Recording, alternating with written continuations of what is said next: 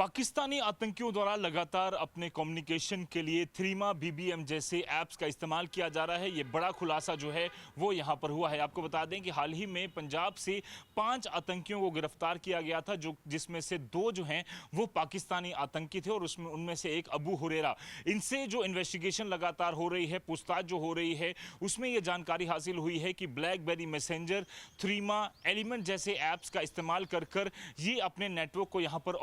Operate कर रहे हैं, लगातार कम्युनिकेशन कर रहे हैं। आपको बता दें कि इस तरह की ऐप्स हैं जो कि पूरी तरह से एंड टू एंड एन्क्रिप्टेड हैं। और थ्रीमा ऐप की अगर हम बात करें तो ये एक स्विट्जरलैंड बेस्ड ऐप है जिसमें ना तो आईडी की जरूरत होती है, ना ही किसी तरह के यहाँ पर ईमेल आईडी और यहाँ पर फोन नंबर की जरूरत होती है। यानी कि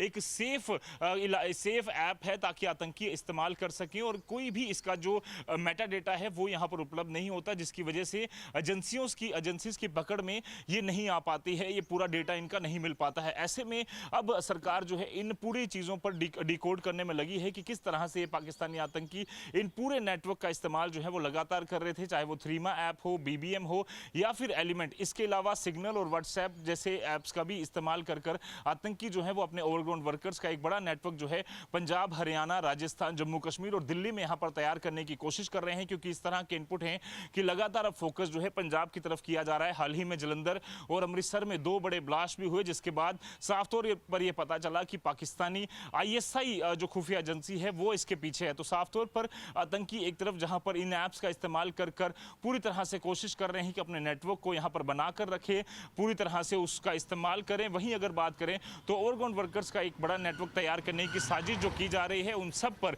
अब एजेंसीज की पैनी नजर है। यही कारण है कि लगातार इस तरह के आतंकी पकड़े जा रहे हैं और इनसे जो खुलासे हो रहे हैं उसके बाद कई सारी लीड्स मिल रही हैं ताकि जल्द से जल्द पाकिस्तानी आतंकियों का एक जो पूरी तरह से प्लान है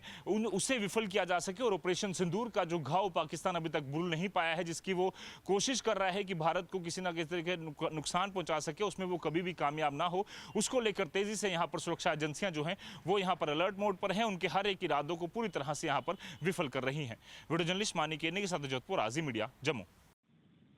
सर, ये जो ऐप्स जानकारी मिली है कि आतंकी जो है वो ऐप्स कई सारी थ्रीमा और इस तरह की ऐप्स जो लगातार एक कम्युनिकेशन के लिए यूज़ करते हैं और ये स्पेशल फीचर्स वाली ऐप होती हैं, किस तरह से देखते हैं कि पाकिस्तान की इसके पीछे क्या साजिश नजर आती है? देखिए, ऐसा है, पाकिस्तान का जो है अभी हाल ही में आसिफ मुनीर ने जो कहा वो उससे पता लगता है कि पाकिस्तान की जो लड़ाई हिंदुस्तान के साथ है वो एक आइडियोलॉजिकल वॉर है और ये उसी को लेके चल रहे हैं, ये 2 नेशन थ्योरी को, कि हिंदू मुस्लिम जो है इकट्ठे नहीं रह सकते और इसीलिए ये बार बार ये कार्रवाई कर रहे हैं। इससे पहले भी आसिफ मुनीर ने एक जब अपने एड्रेस किया था, उसने अपने आर्मी कमांडर वगैरह को उसमें कहा था उसने कि ये जो है हिंदू मुस्लिम जो इकट्ठे नहीं रह सकते, इसलिए पाकिस्तान बना था। और इसी कड़ी को लेते हुए आगे ये इन्होंने सारा कुछ जो टेररिज्म है, जो टेररिस्ट हैं, जो यहाँ पे ड्रग्स वगैरह भेज रहे हैं और जो अंडरग्राउंड वर्कर्स का नेटवर्क बना रहे हैं, ये एक गज़वाए हिंद के उसी दौर के लिए कर रहे हैं ताकि ये अपना जो आइडियोलॉजिकल वॉर है उसको जारी रखें और उसके अंदर कामयाबी पाए। पर हिंदुस्तान गवर्नमेंट ने जो है कार्रवाई करते हैं। आप देखिए, अभी ये जितने अरेस्ट हुए हैं सारे लोग, ये इसीलिए हुए हैं क्योंकि हमारी इंटेलिजेंस ऑपरेशन जो है, काउंटर इंटेलिजेंस जो है वो बहुत पुख्ता काम कर रही है।